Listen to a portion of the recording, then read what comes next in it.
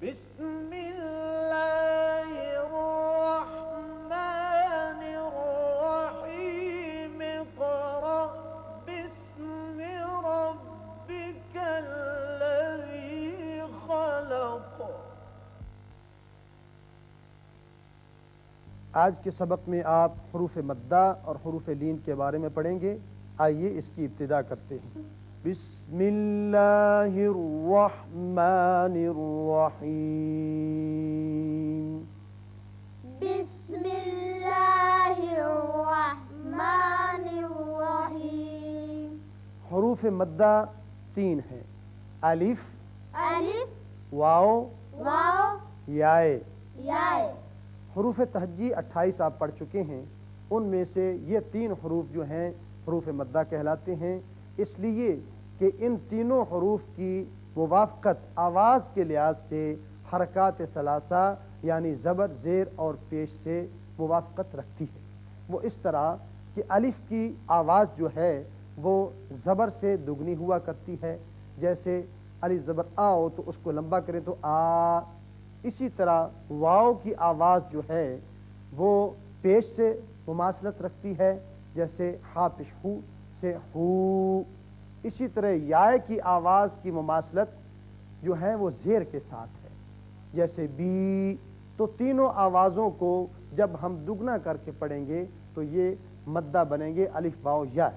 اور اس کے علاوہ یاد رکھیے کہ یہ تو کم از کم ان کی مقدار ہے بڑھانے کی 2 حرکات کے برابر، لیکن اکثر آپ جب آگے پڑھیں گے تو یہ اس سے بھی طویل ان کی مقدار ہو جائے گی، کہیں 2 حرکات سے 4 اور 6 حرکات بھی مد بنے گا۔ مد کے معنی ہے کھینچنا۔ تو آئیے سب سے پہلے الف کی مثال لیتے ہیں۔ الف آپ کو معلوم ہے کہ متحرک حمزہ کہلاتا ہے اور اکیلا نہیں پڑھا جاتا جب تک کہ اس کے ساتھ کوئی مناسب اور حرکت نہ آ جائے، یا تو پہلے حرف پر زبر ہوگا یا اس کے ساتھ اور ایک کھڑا زبر آئے گا۔ لہٰذا یہاں زبر کے ساتھ آپ مثال دیکھیے کہ با زبر الف با۔ با زبر الف با۔ اب یہ با کے اوپر زبر جب ہم پڑھیں گے تو صرف با زبر با ہے، اور الف کے ساتھ ملنے کے ساتھ یہ لمبا ہو جائے گا، اس کو کھینچیں گے۔ با زبر الف با۔ با زبر الف با۔ با زبر الف با۔ با زبر الف با۔ را زبر را۔ را زبر را۔ کاف زبر کا۔ کاف زبر کا۔ بارک۔ باوک۔ یہاں آپ دیکھیے کہ با دگنا ہے را کا دونوں حرکات سے۔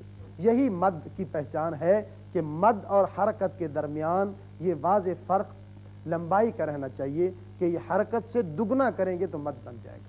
بارک۔ باوک۔ اور اگر حرکت کو لمبا کر دیں گے تو غلط ہو جائے گا، جیسے بارکا پڑھ دیں۔ آپ اس کو ہمیشہ مد نظر رکھیے، حرکات کو اور مد کو۔ بارک۔ باوک۔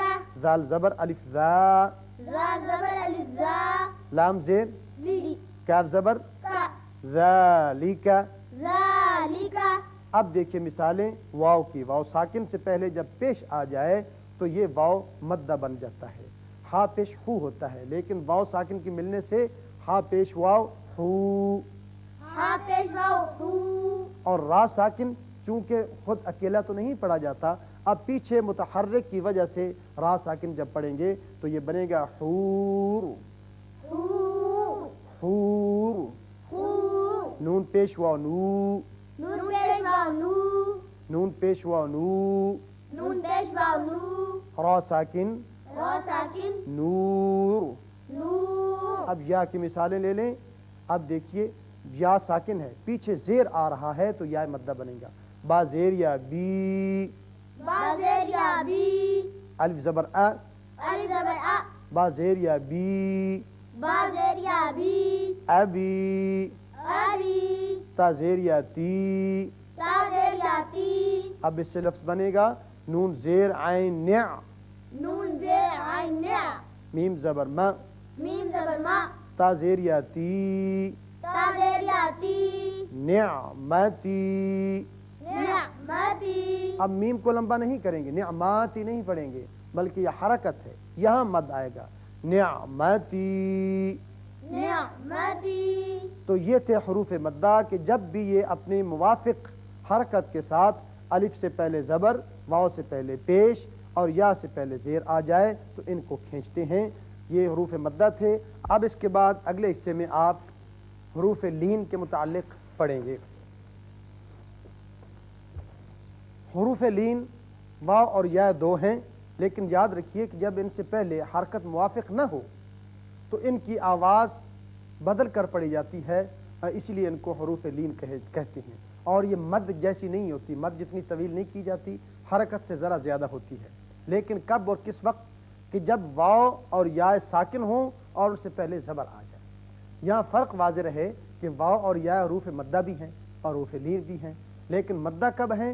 جب واو ساکن اور اس سے پہلے پیش ہو، اور یا مدہ کب ہے؟ جب یا ساکن اور اس سے پہلے زیر ہو، لیکن یہاں دونوں سے پہلے زبر آ رہا ہے۔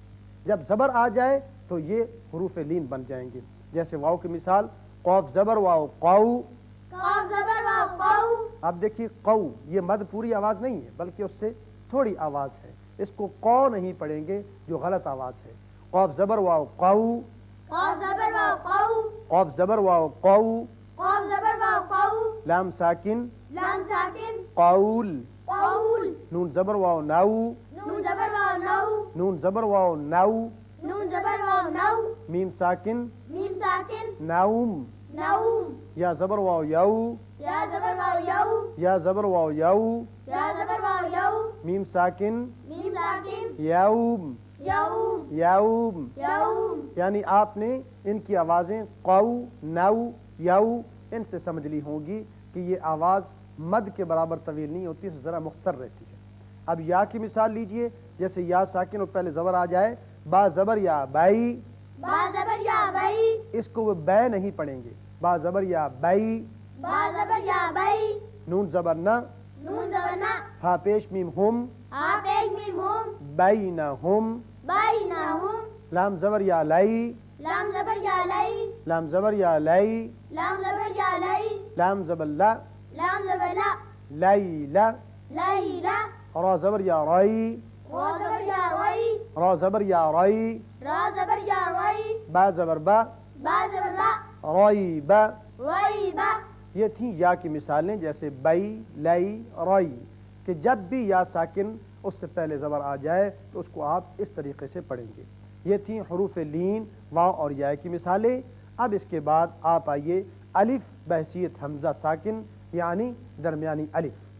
الف کے متعلق یاد رکھیے کہ جب یہ متحرک ہو تو وہ حمزہ کہلاتا ہے، اور جب اس کے ساتھ موافق حرکت پہلے آ جائے کسی حرف پر تو یہ مد بن جاتا ہے، لیکن جب کسی لفظ کے درمیان میں مجزوم آ جائے یعنی ساکن آ جائے تو وہاں یہ حمزہ کہلاتا ہے، اور یہ بقدر مختصر جھٹکے کے ساتھ پڑھا جاتا ہے، وہاں الف کی طرح نہیں پڑھا جائے گا۔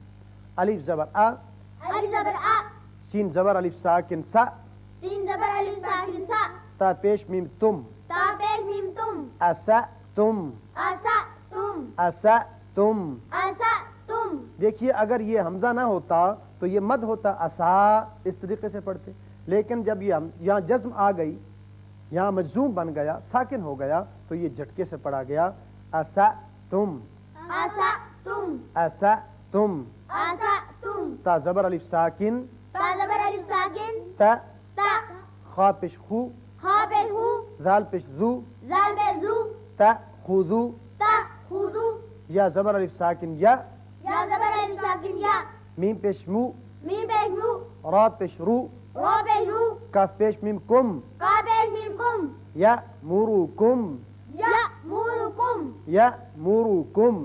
یا مورو کم۔ یہ تھیں آخر میں مثالیں الف کی جو بحیثیت حمزہ ساکن درمیان میں آتا ہے اور جھٹکے سے پڑھا جاتا ہے۔ تو عزیز طلبہ، آج کے سبق میں آپ نے حروف مدہ، حروف لین اور حمزہ جب ساکن آتا ہے کسی لفظ کے درمیان تو جھٹکے سے پڑھا جاتا ہے، یہ سب قواعد سیکھ لیے۔ اللہ تعالی ہمیں صحیح پڑھنے کی توفیق عطا فرمائے۔ آمین۔